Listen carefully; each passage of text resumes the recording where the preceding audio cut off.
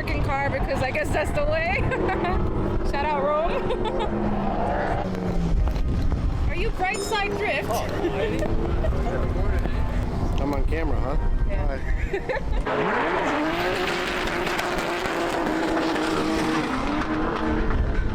We're gonna try the horse thief track, see how well that goes. I don't know, kind of nervous about it, but it might work. Let me show you this Mustang though.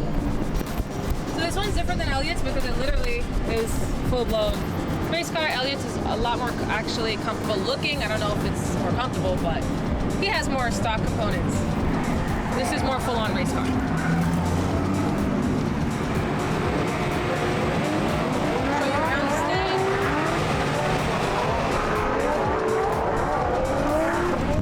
So he's super cool. I'll put him on camera soon. So he's super cool. He said if I was uncomfortable that he'd stop and everything. So we're gonna test it out and see how it goes. Hopefully my breakfast doesn't, you know. We'll see.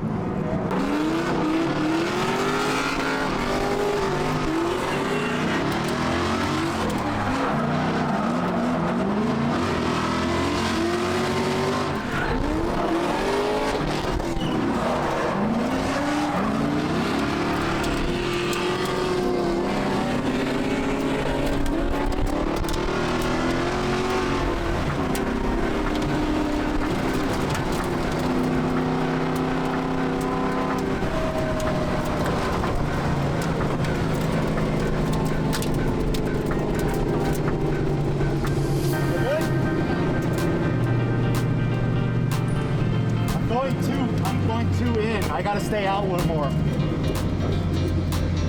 Matt Powers, that guy's fucking sick.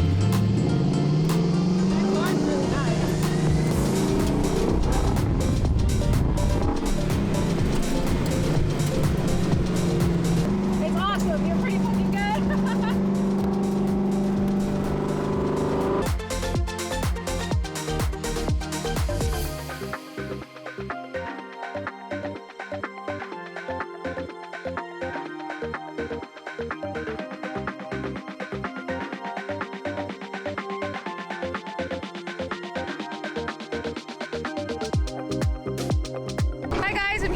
And we're gonna see his car. And if you guys know, he's popular on the drift scene. What? Come on. It's all right. So behind us is an E36. We actually drive this in Formula Drift Pro 1. So it's an E36 with technically an LQ9, so an LS platform motor with a Magnuson twin scroll supercharger. So it makes just over 1,000 horsepower to the wheels. And we're gonna show you under the hood what it looks like and how we get down. Awesome. Pull that pin. There we go. Oh wow. It just pops off like that. That's awesome. This looks crazy. It's so clean though, honestly, for like an old body style. Really clean. Like, I salute you for that because I love beavers. Yeah. I talk about beavers all day. I want one.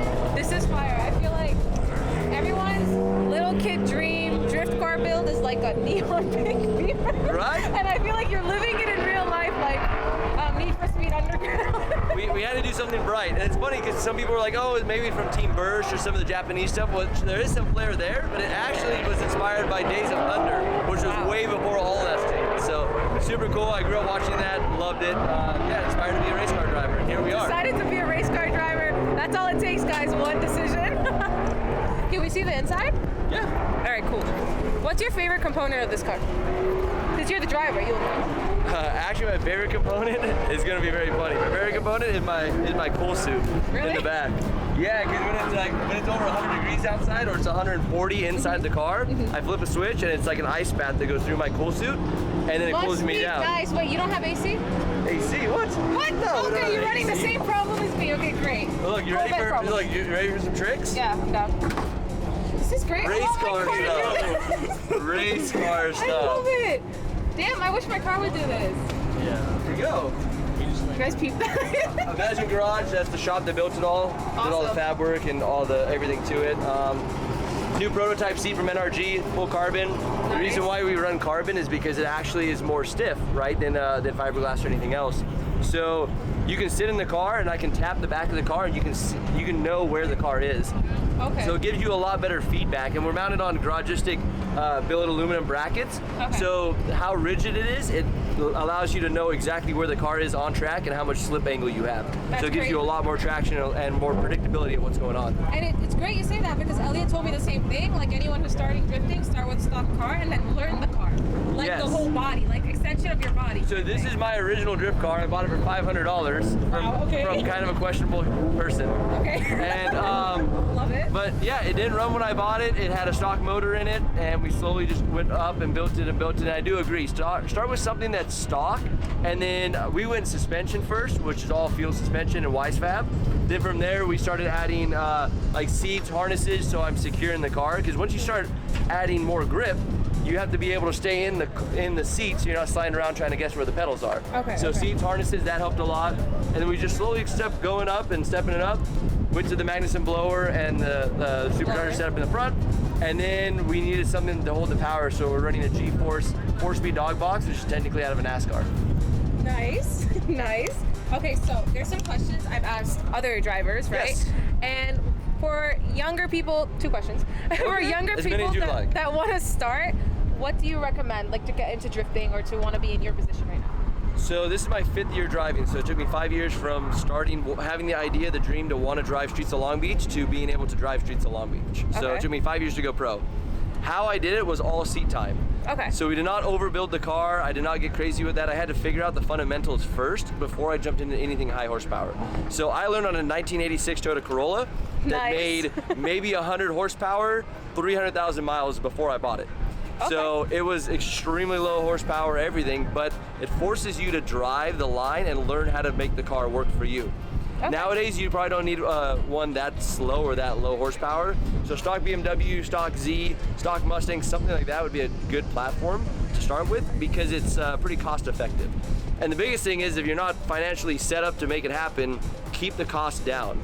Lower horsepower means less tire wear, means less fuel, means less everything. So keep it very budget friendly. I know the 240s and all that are really hot boy. They look Yeah. great, which I love how they look, but they're so expensive that you can price yourself out of the game by building something too expensive. Yeah. Okay. You already answered like one of the questions I was gonna ask, which is like the car that you would choose for like a starter. So it'd be like the 350Z and like. So the anything easiest way to BMW. find a good starter car, go to the junkyard and see what it's like scattered with and Okay. go buy that car. Okay. Because that means you can get all the parts and all the spares at the junkyard for a low cost. Okay. So don't try and drive something that's like a one-off like Chaser or something crazy. Yes, they're awesome looking, but if you can't afford to fix it, then your car's gonna be broken down and you're not gonna have any time to do anything. So seat time is key on all this. Okay, seat time and your engine. Why is this the engine that? Preference or? The honest truth, because LS is in everything in America. If I was in a different country, I'd be running something different. Okay. I'd be running like 2J in Japan or Okay. some like maybe RB in Russia or something, but wherever, or probably a BMW motor actually in Russia and like Germany and all that, which is what my backup car has, so M50 turbo. Okay. But in the US, if I brake, I can take the alternator off my truck and put it on my race car because There you LS go. is everywhere. So LS that's why the we run world. LS. Yeah, well, you can go to AutoZone and get LS parts. Yep. Try and go to AutoZone and buy like RB or 2J or No, you're not never gonna find any of that stuff. So, or SR. Yeah, my Right? crew guy loves SR. He collects them like a hobby. Right? Yeah. I was told that. And also like what you said earlier about the S chassis, everyone's in love with them, but the prices are like sky high When now. it's $19,000 for a shell, I know. you kind of price yourself out of the game. Right? And a shell that's probably garbage. It's probably just a rust bucket. So, I don't know. I mean, I love them. I like the RX-7 with the FD RX-7. It's really RX-7, cool. But it's also, it's great. like 20 grand or 30 grand. You're like 30 grand for a shell. Yeah. Not running car. So if you want to do show car stuff, great chassis. Go for it. If you want to go drifting, build something that you don't feel bad destroying. This car has been upside down in a trailer. So Really? we flipped the truck and trailer last year on the way to round one. We almost died.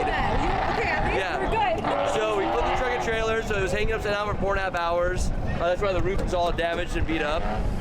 It's Good been joint wrecked. here. We crashed in Texas at over 80 miles an hour in the rear and totaled the car. There's like full 720 spin and like up in the air. It's pretty crazy. And then Pretty crazy. a month ago we smashed in Sonoma.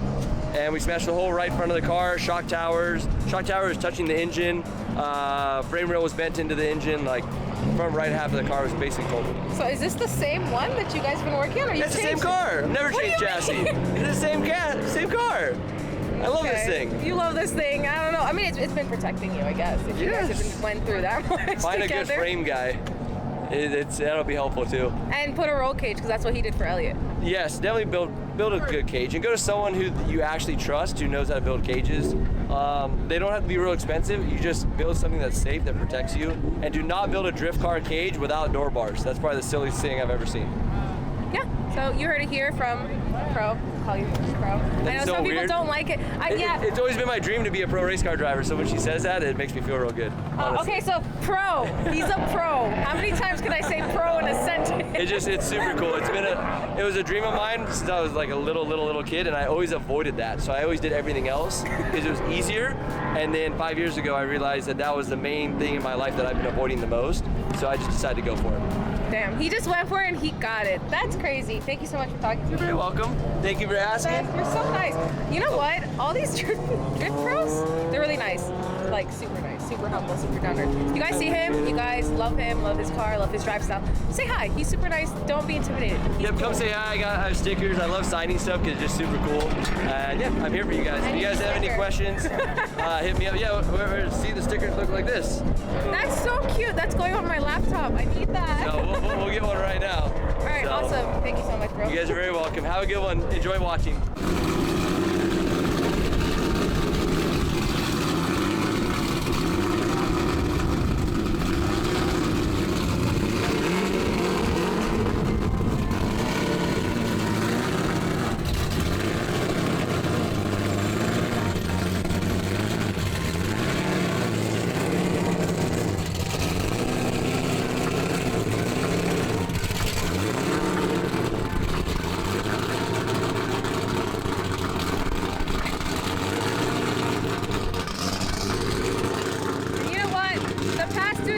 Have been amazing, and you know what?